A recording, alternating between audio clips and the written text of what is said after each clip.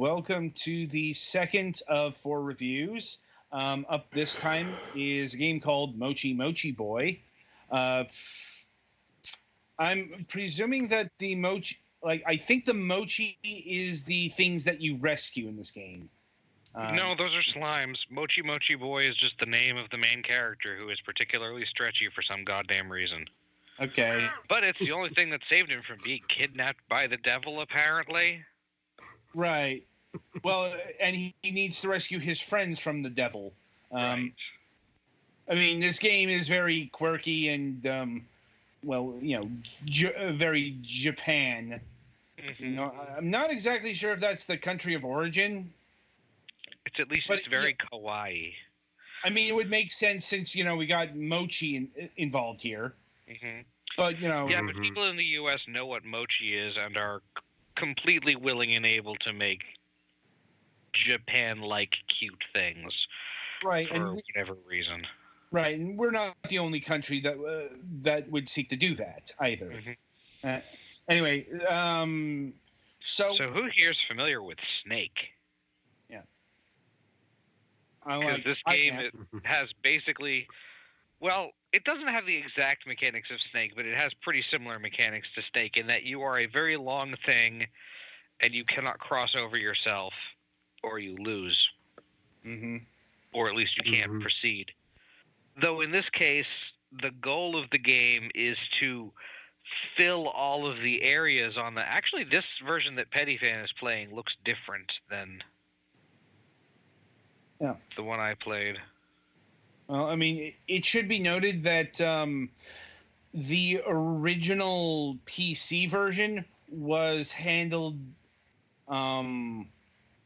by...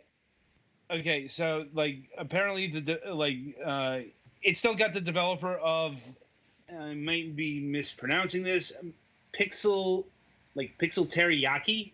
Yeah, Pixel Teriyaki here. They're the developer and publishers of the PC version. Radalaikia Games are old friends. They are responsible for the conversion. So, yeah, but they don't usually seem to do that much in their conversion, whereas here, the character that tells you that you game over is completely different. Well, more to the point, that's an updated version of the game. Right. Okay. So, it's not necessarily anything to do with Radalaikia, but this version came out. Let me see here. A good 6-7 months later. The original version came out at the end of 2018. This came out in July of 2019. And the Switch version is the newer one? Yes. Okay. So, that is enough time for there to be changes, especially a game, of this simplicity. Now, once again, it's the kind of thing that we are only speculating about, since that's the kind of thing that would require, the developers or the publisher to chime in. Yeah, the levels look pretty much the same, although in tower mode on the version I played, there aren't enemies in the normal levels. Not that they actually make a difference. The enemies don't do anything. They're just there for decoration. The treasure chests do. They have collectible slimes in them. Right. Because when you rescue a slime, it goes in the slime index, and a lot of them are cute references to one thing or another. As you do. But yeah, anyway, the goal is you're in this tower that is presumably made out of wood because the blocks you can't cross over look like tree trunks. And the goal is to cover every square without getting yourself into a dead end. And whenever there is an edge, there's a spot where the playfield goes to the edge, and there is an open spot opposite it on the other side of the screen. You can go across the screen.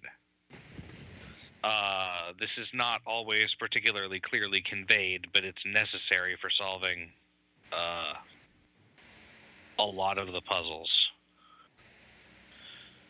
Petty, you missed the 3 at the bottom there. Well, yeah, he's about to find out what happens. Yeah, in case that you die. And there is a restart button Yes. that's separate from the game over / give up button on the version I played, at least. Mm-hmm. You can also, once you've gotten to a certain floor in the tower mode, you can start over at that floor. All right. So yeah, there aren't many. The only other complicated mechanic in that mode is that there are holes that can be up to 3 colors of holes on a stage: red, green, and blue. And if you go into a red hole, you appear out in the other red hole. Mm-hmm. Which is another thing that makes the puzzle more complicated. Yeah. I think you're overlooking one of the core mechanics here, and that's the timer. I literally never noticed the timer when I was playing. Well, until I went into the random dungeons mode. It's still a core conceit here because every time you restart, you lose time. In fact, let me get this booted back up so I can check. Well, keep going. Yeah. I'm pretty sure the version that I did had different mode names than the ones this is. This is right. Well, okay, in the PC version, like, time is a important consideration because the levels are in 5 level chunks. Mm-hmm. And every time you reset, it will cost you time. And if you reset a couple of times, well, when Mochi Boy here turns white, you don't recover your time. Mm-hmm. And you did not encounter that in the main modes? No, and I could change the color of my Mochi Boy. Well, you can change the color of Mochi Boy in the PC version as well. It's just Petty hasn't done that. You can go into the options and you can change his, initial color. It's just when he's white, you see he's advanced to the next stage and he hasn't recovered his time yet. Mm-hmm. Like. Yeah, no, I hear you. Yeah. And yeah. There was a timer in dungeon mode. Yeah, he's playing classic mode. Yeah, there was no mode called classic. There was tower and dungeon. Okay, that's actually a key omission then. Like, because if that's missing, that's the first mode presented in the PC version of the game.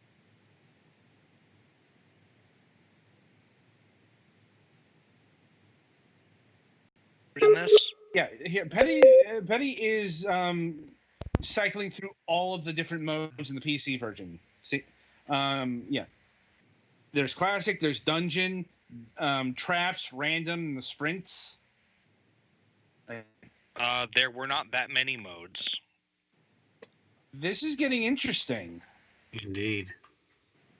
Like, yeah, the actual play looks similar / same, but it looks significantly different in other ways.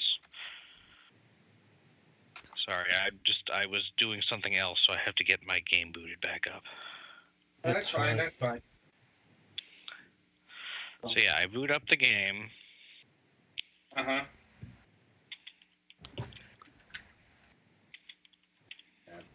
Apologies for the live research, but... Yeah, Pixel Teriyaki, yada yada. Radalaika, Pixel Teriyaki, come on. Intro screen telling story, which looks different than the one here. Uh-huh. And yeah, I have, from the main screen, I have the mode options of tower mode, climb the tower and collect slimes. Yeah. Dungeon, clear 10 random dungeons. Paint, which you customize as color. Gallery, where you view slimes collected. Config, which is language and volume. And credits, which is credits and staff info. And in tower mode, I'm just going to verify.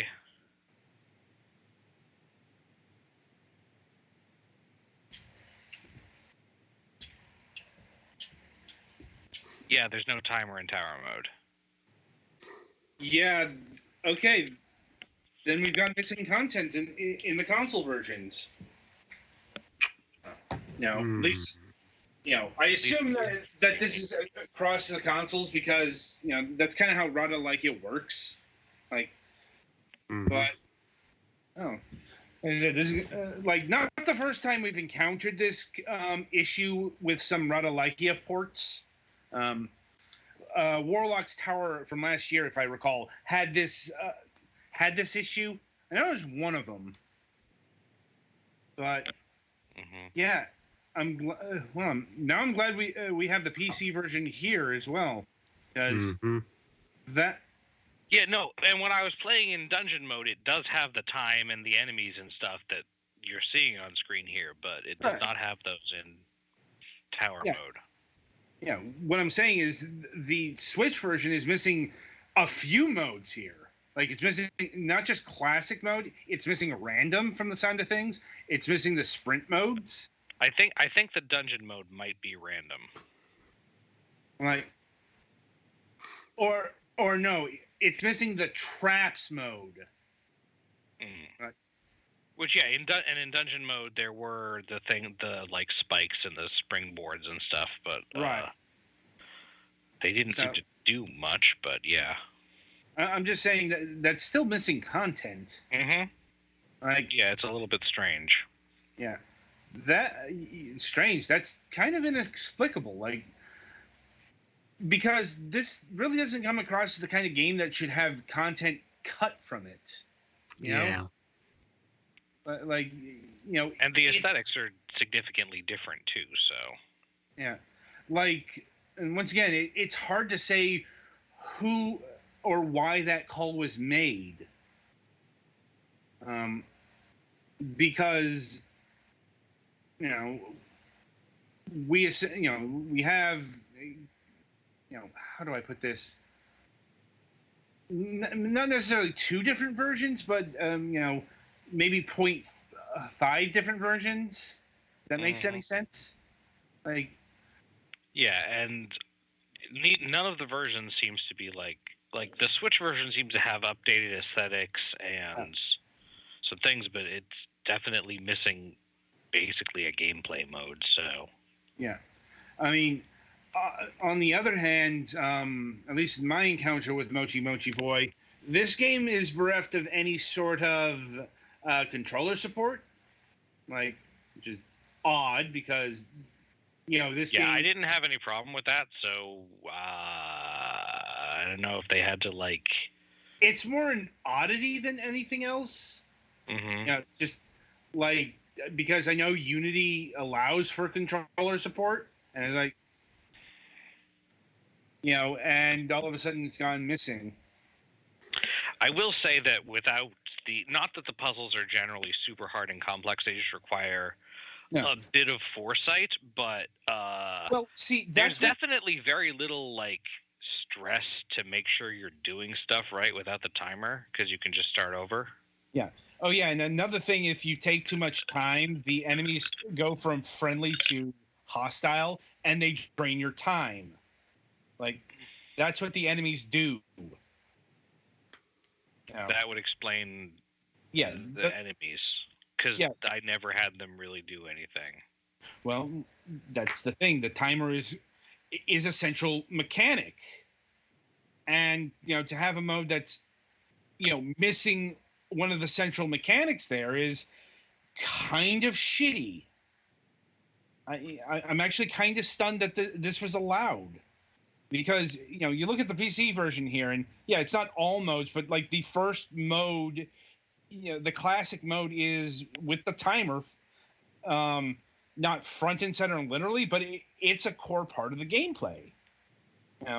This character, what says stuff is different. I'm like, I never saw the cat person. The devil in the Switch version is a little anime kid. Once again, like, I don't know why that is. Like, this is just a huge pile of mysteries at this point. that Mm-hmm. you know we cannot say why it happened, but you know the the console versions are significantly altered, both in terms of aesthetics and in terms of gameplay, in terms of modes. Like, um, I'm willing to bet that the music's different too. It would just go along, you know. I mean, Yeah, I didn't have the music on really. yeah, I'm just saying. It was pretty generic from the few seconds I heard.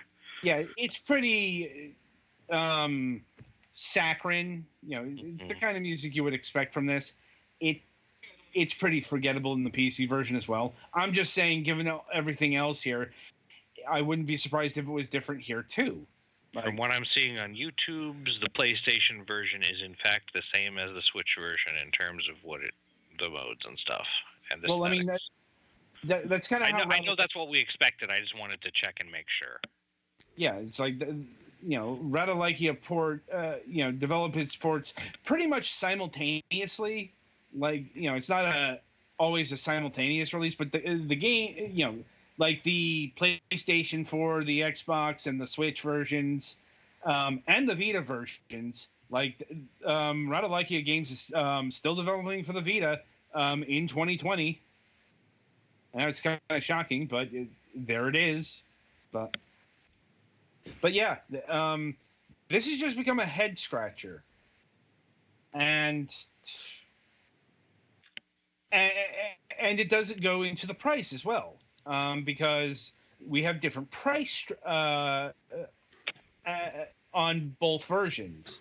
Not a huge difference, but the PC version of Mochi Mochi Boy retails for $3, $2.99, and the Switch console, what have you version is a standard Radalaikia price of $4.99.